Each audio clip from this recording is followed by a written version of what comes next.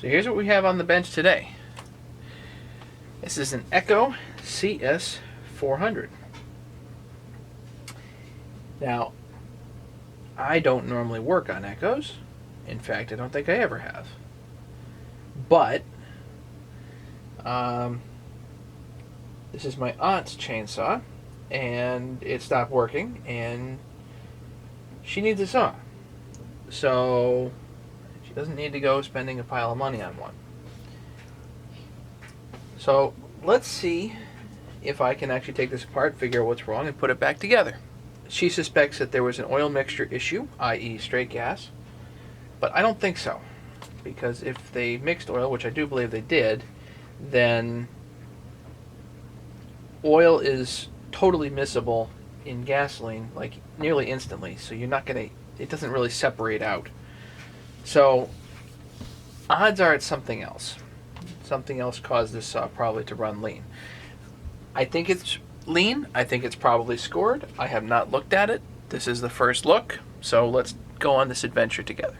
So as I'm looking at this, the first thing that I notice is that the chain is awful dull. Instead of the gullets being properly formed, they are, let's call them improper. So if you look at the tooth, the raker has not been filed down, and the gullet here is leaning back instead of being properly sculpted forward. So I gotta work on this chain eventually.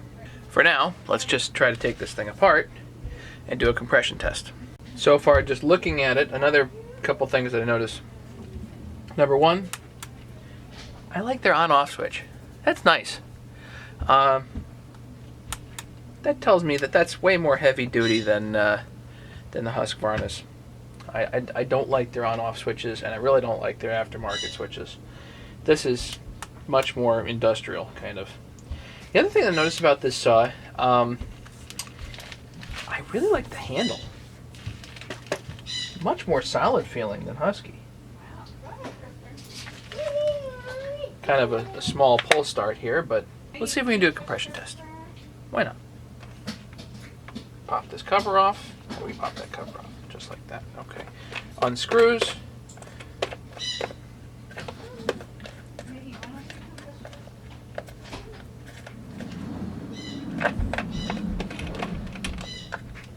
Unscrews a lot. Threaded bolt. Put it in a box. Air filter unscrews also.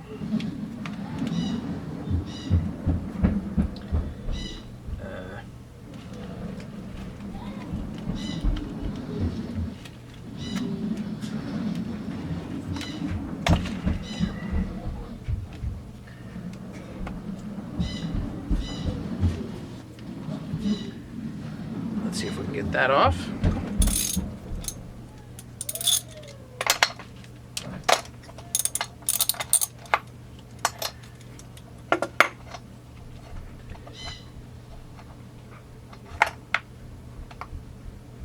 Spark plug itself looks fine. Per usual, get a metal tray.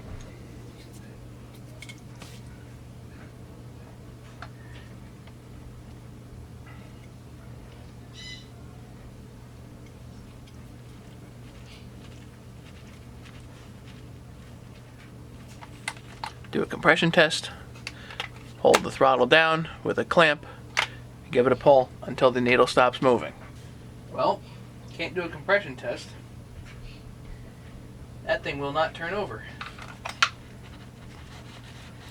There's a spring inside the recoil, but this is froze. So no compression test here. We have probably a lean seizure, or something else jammed it up. So now we know we have to take it apart or throw it out.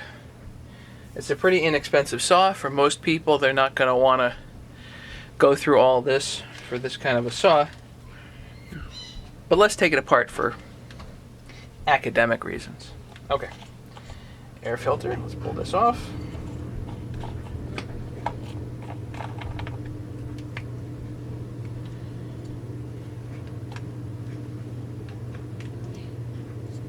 I like the round filter.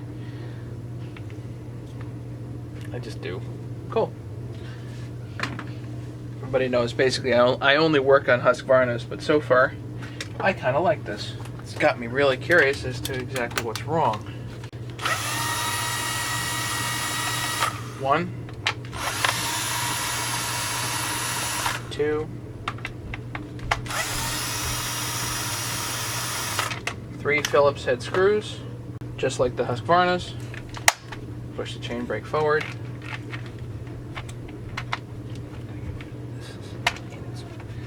Keeper there. Top comes off. Oh dear. Apparently the top cover screws are not held in. Okay, so please keep in mind here, I really don't know what I'm doing on this saw, so I'm going to kind of stumble forward as anybody else would. Let's take off the bar and chain. Chain brake this way.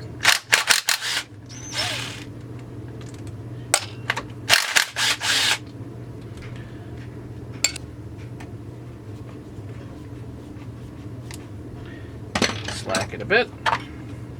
Clutch cover looks fine.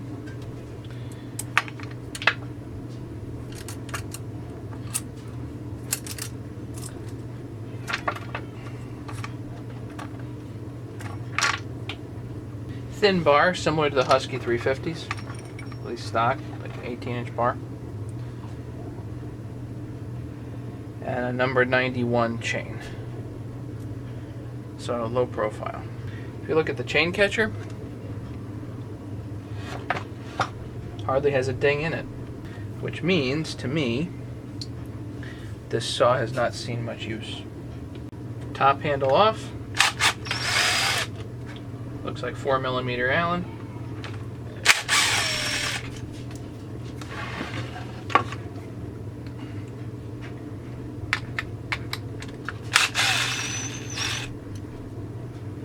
And the ones on the bottom are shorter than the ones on the side.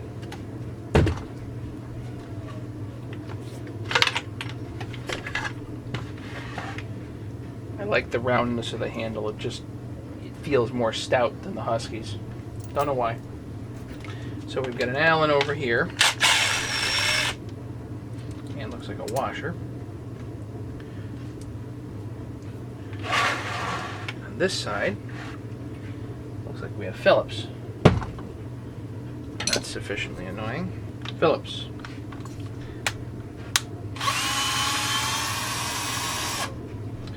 And it's in there pretty good too.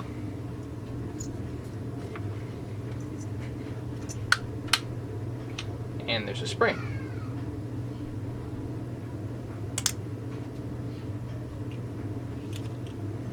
There's a spring on here, and this will of course likely be some kind of adventure to get back on.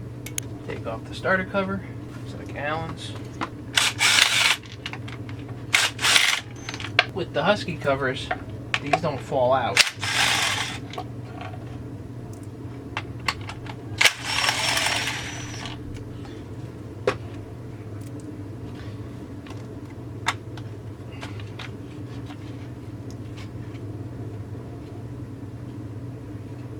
Again, just looking at it, very little use.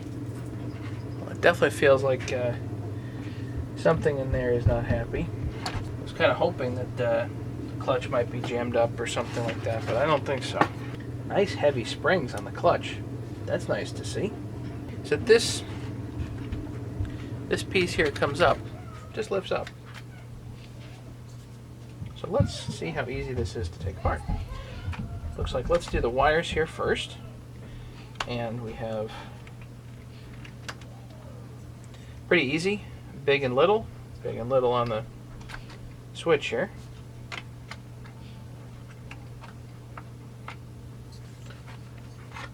One thing I didn't do. Yeah, there's gas in it. So that's mixed gas, pretty sure. So I just drained the gas and just wanted to mention one thing. One thing I do like about this saw is the Huskies, as I've seen, and the Steels have these threads kind of embedded in their saw, but this is sticking out, and you know what? It actually makes it easier to drain the gas. Otherwise, it just spills everywhere. But here, with this, you can just put that lip right on the gas tank, and you're good. So let's actually look and see that the filter is in here and still intact. The filter is in there. Fuel line itself looks fine. No particular issue there.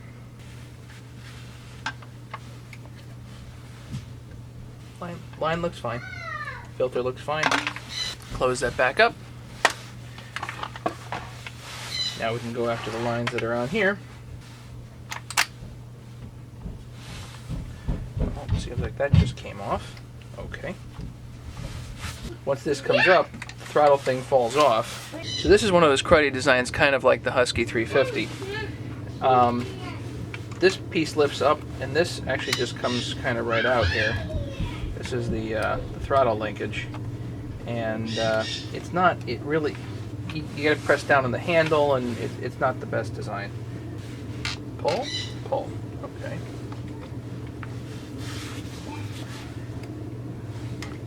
Pull. Good. And this piece, you just turn and it comes out. I'm going to keep this whole thing together. The primer bulb just clicks in there just like any other. Looks like the choke rod comes out next. I'm willing to bet this whole thing has a party trick, just like the Husky 350. Oh, but the whole thing comes right out. Probably unscrew this screw next.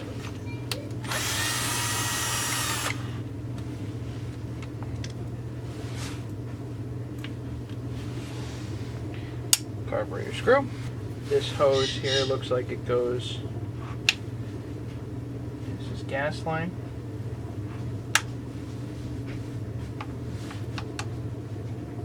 To the carburetor. Boy, this could get confusing. Gas line goes to the carburetor here. This gas line goes to the long part of the primer bulb. This line, which comes from the carburetor probably over there, and goes to the short line on the primer bulb. Might as well take off the clutch and everything. Ideally, you need to grind yourself a clutch tool.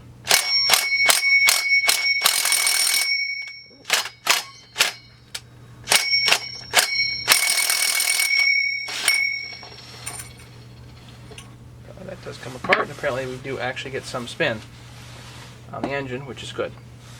So this is just a three-way grabber tool that I ground out of an old socket. Nothing special, nothing fancy. Remember the order which this goes. Don't forget there's a needle bearing in there, and then this washer here. And if you're going to get confused, like I am, so if the order is going to mess you up like it would mess me up, put a zip tie through it.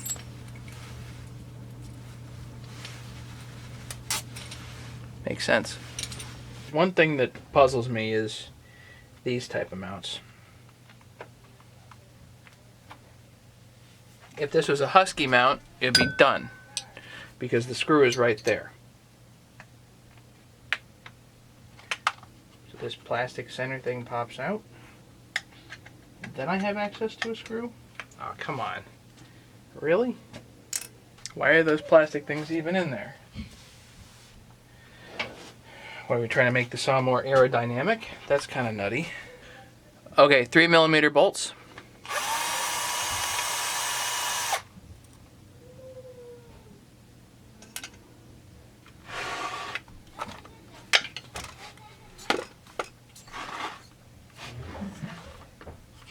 Screwdriver in, dive to the side.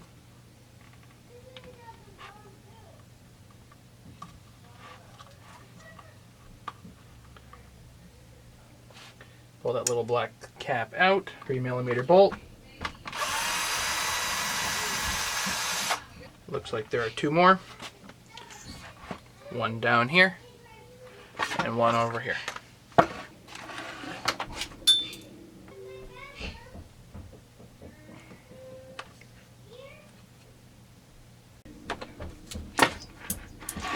The back two are Allen's.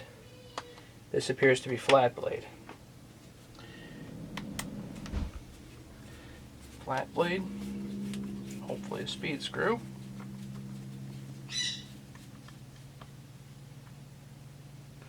Which it is.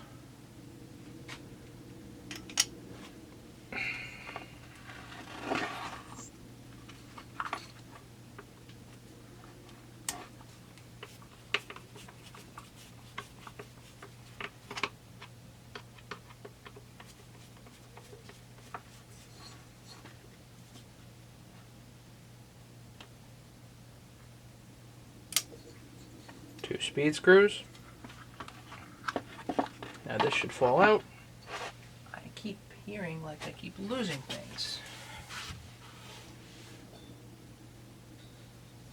Because I am losing things. Ow.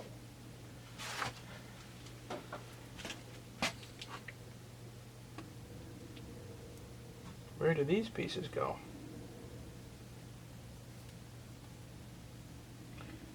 I don't know. So, Phillips screw.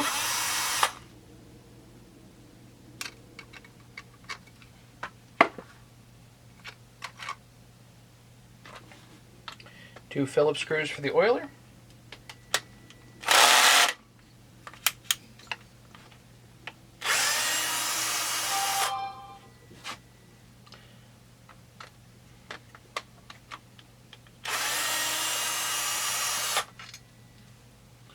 These are small machine screws.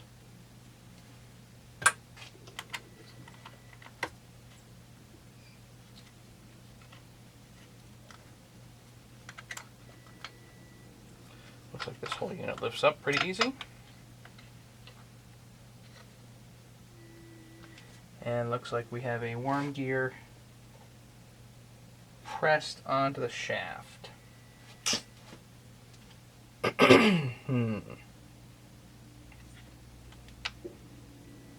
This is essentially the same as the Husky 262, which has a pressed-on worm gear. So I'm going to leave this sort of assembled right now. It looks like there's just a quick clip here if you want to undo that. I do like this design. I don't like that.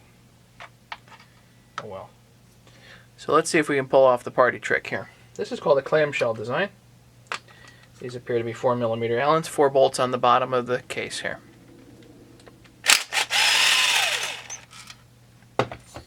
Long bolts. Machine bolts.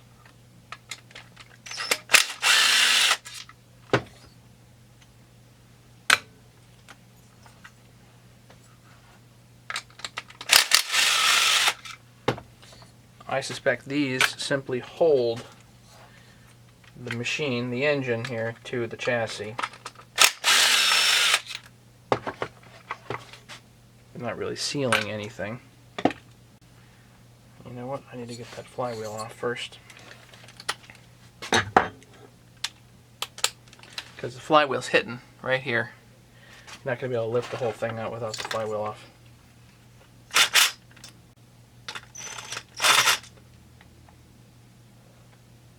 I guess that's not 13mm.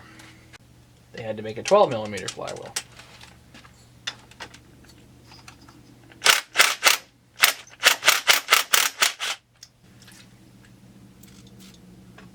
Hit it with the PV blaster. Let's see, hold it up a little bit. Boy, that was easy. Most flywheels aren't quite that easy.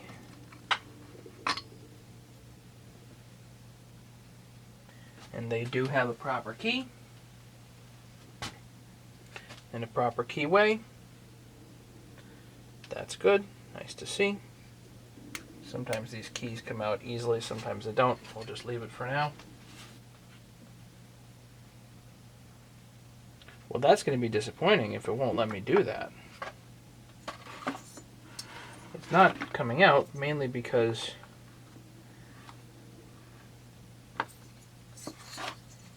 can't lift it out sideways. Oh, there I can. Yes, you can. You absolutely can lift it out sideways. So there's the party trick. Check that out. Now you look really good at it.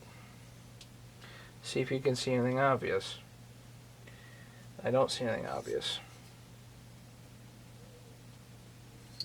The intake boot looks intact. Does not look like there's any rips or tears. So now what I want to do is I want to do a pressure test on this if I can. Gotta pressure test this and see what's up before I take it apart, if at all possible. Let's put this aside. I'll clean this, of course. As of right now, I don't need any parts. Normally I keep a list of parts. I don't need any yet. So let's take this apart.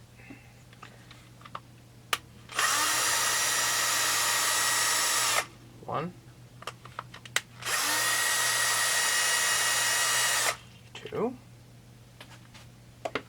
two long screws. Carburetor should come right off, and it does. Impulse line is here. Impulse line looks fine. Put this to the side. Now I just need to block this off with a piece of rubber. So I've got a piece of bicycle tube here that's cut, and I'm just going to block this off. And you can actually use a piece of rubber and the carburetor as the blocking plate if you like.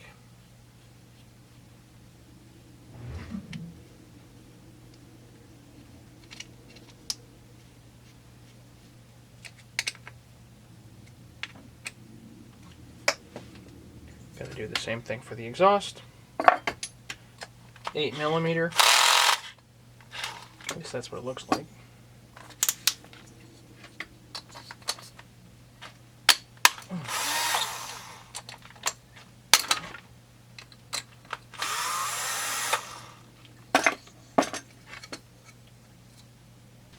Just slide a piece of rubber in.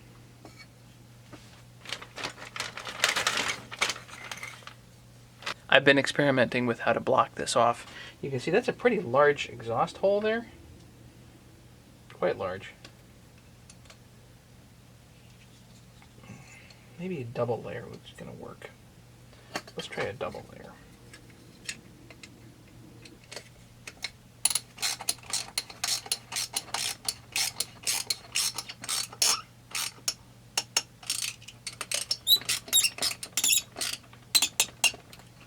Intake is blocked, exhaust is blocked. Now I need that spark plug back.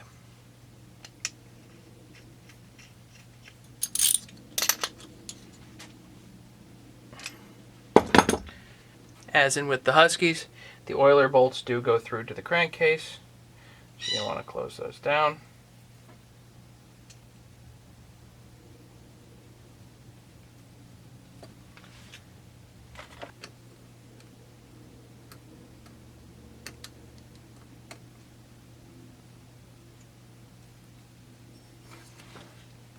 Oiler bolts are back down, plugging the crankcase.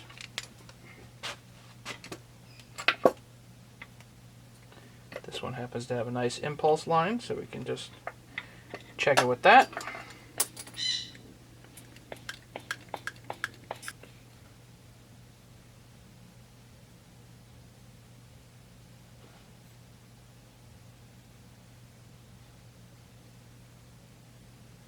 So we're holding pressure now.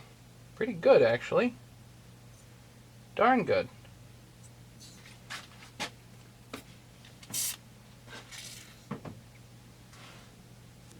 Little WD-40 around the seals. I just want to see whether or not we have a leak.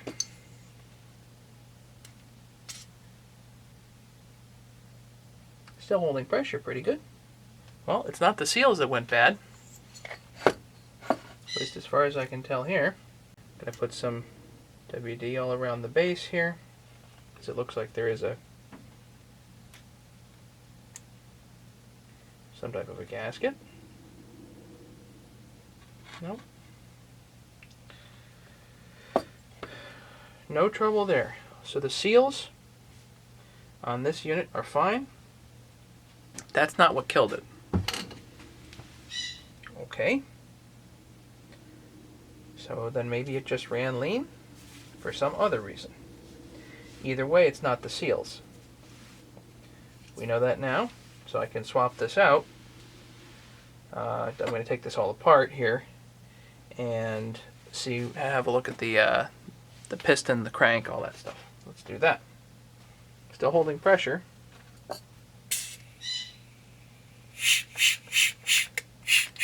See if it holds vacuum.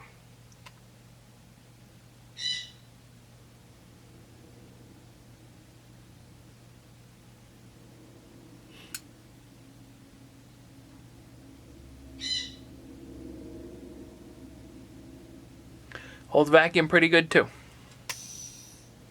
The seals are not the problem. So I've got the muffler apart here. A couple of bolts, a couple of screws. Just gonna let that kind of sit there for now. Let's take the clamshell apart and see what we find. Looks like 4mm again on the impact. Let's do that.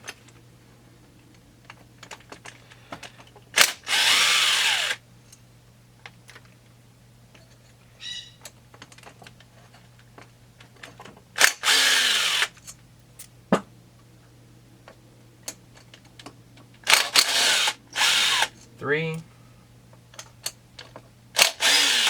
4. 4mm machine screws. It looks like M5. There we go. Just push up. Actually, it comes off, and here's your clamshell. Ooh. Yikes. Well, that definitely looks like a lean seizure to me.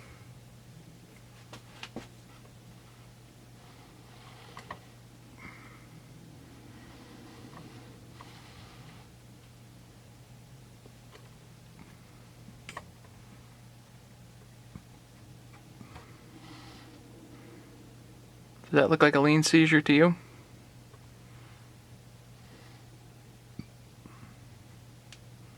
Fine on the intake. So somehow this thing ran lean.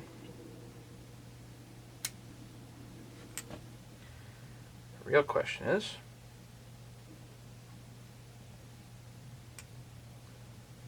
the cylinder itself salvageable? Crank itself looks fine. Let's check the cylinder. Probably can't see inside there, but got some pretty good scoring in there.